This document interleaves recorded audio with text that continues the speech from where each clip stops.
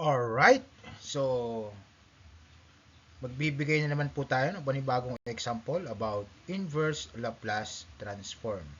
Okay, so bago ang lahat, ito po ay kailangan po ninyong malaman itong Laplace transform pairs para yung ating f of s ay may convert natin into f of t.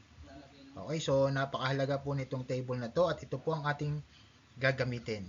Okay, so next. Ito na po yung ating gagawing example.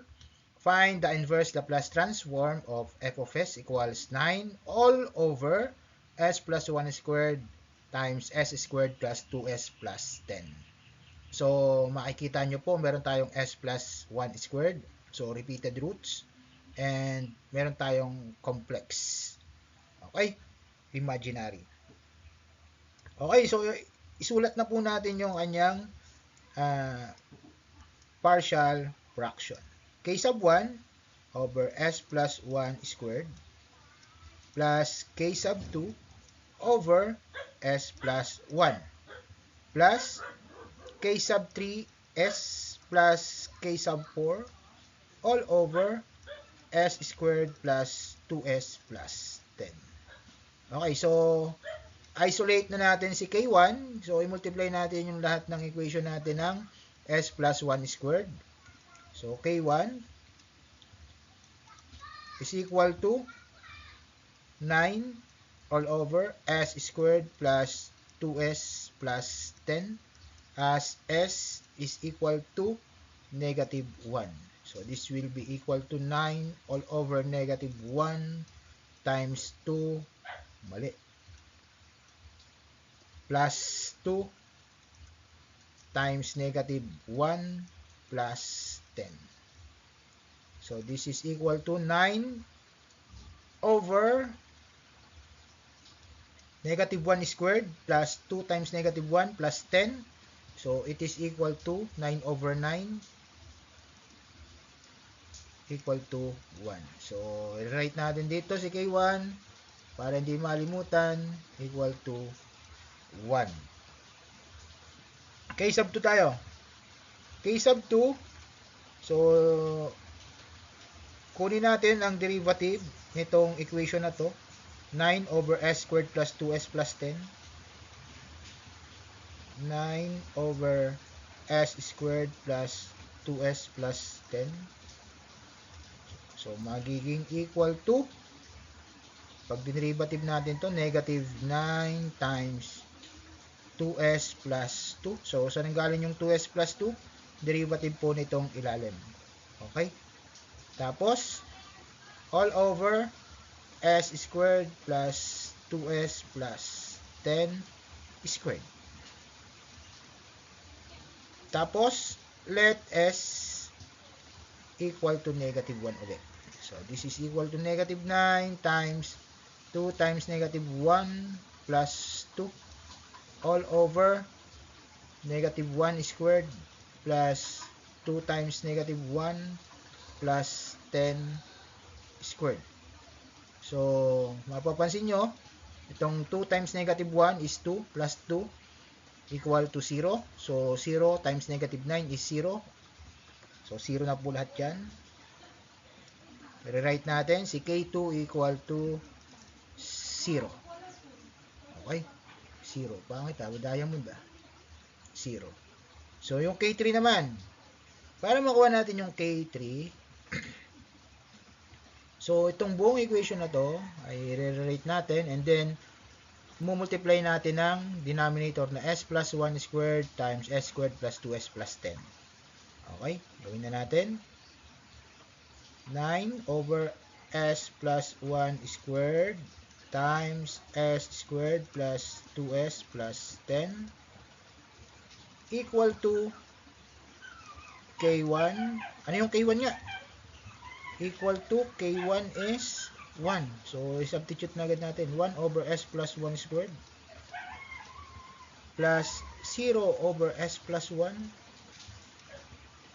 plus K3s, ito na lang ating hanapin sa K4, all over s squared plus 2s plus 10 Then, multiply natin ang denominator na s plus 1 squared times s squared plus 2s plus 10. So, matitira dito sa kabila ay 9 equal to 1 times, ito na lang, s squared plus 2s plus 10. S squared plus 2s plus 10.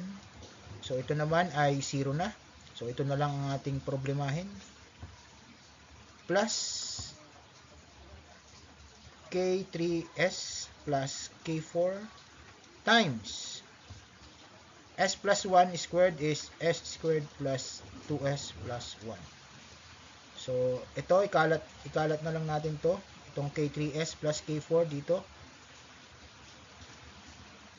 9 is equal to s squared plus 2s plus 10 plus K3s times s squared is K3s cubed plus 2k sub 3 s squared plus k sub 3 s plus eto nawang K4, kalat naman natin dito, K4 s squared plus 2k4s plus K4.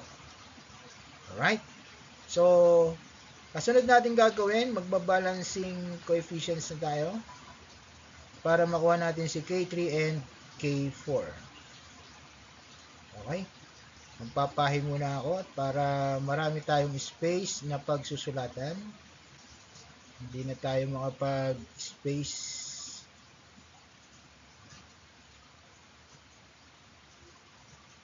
Alright? Ayan. Tanggalin natin lahat ng mga red muna. So, red ang ating gamitin pansulat. So, balancing coefficients.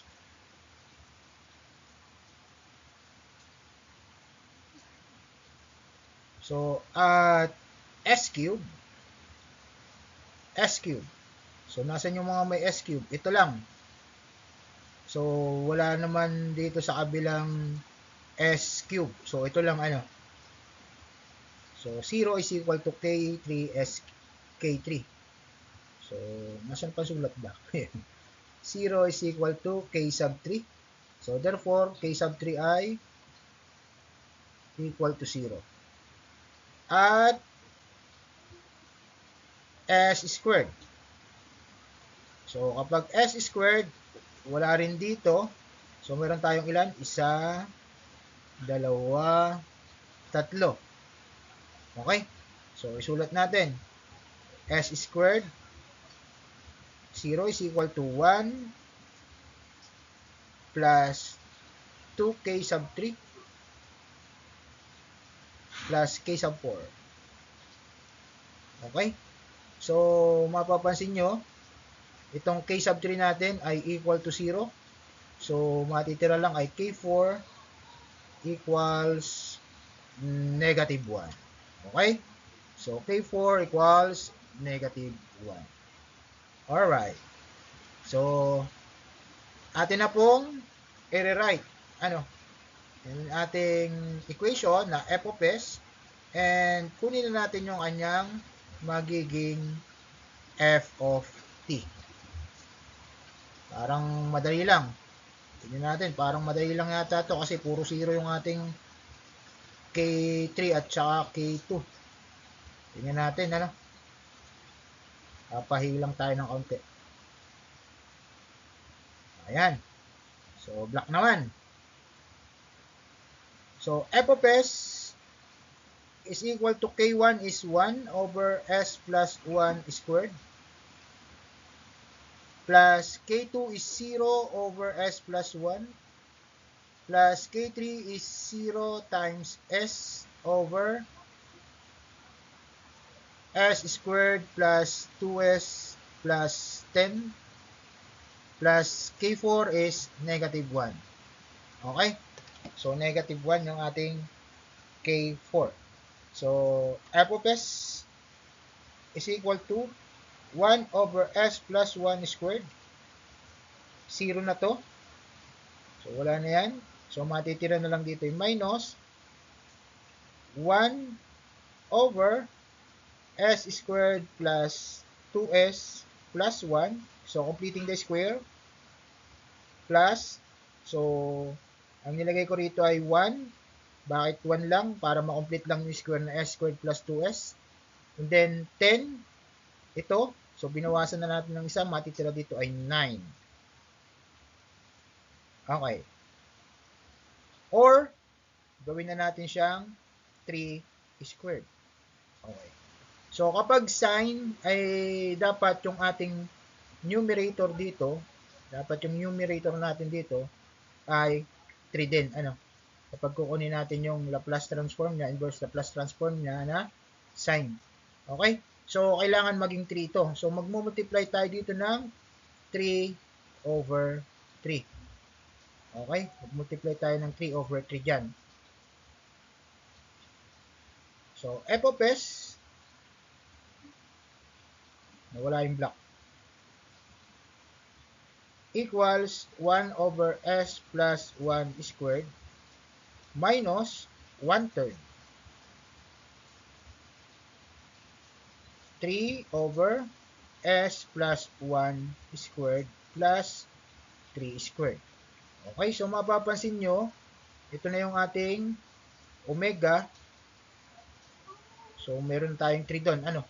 So, makukuha na natin yung inverse Laplace transform niya. Ano? So, makukuha mo na si f of t is equal to, ang inverse Laplace transform ng 1 over s plus 1 squared is t e raised to negative t. Kasi 1 lang naman itong nandito. Ano? 1 lang naman yan. Minus 1/3 sine 3t. So, saan nanggaling si 3? So, yun, nanggaling yung omega natin, 3. Okay? Tapos, meron pa tayong exponential function na e raised to negative t. Okay? So, para mas masimplify natin, factor out natin si e raised to negative t times t minus 1/3 sine 3t. So, ito na po yung ating magiging final answer. Alright? So, nandito na lang po muna tayo.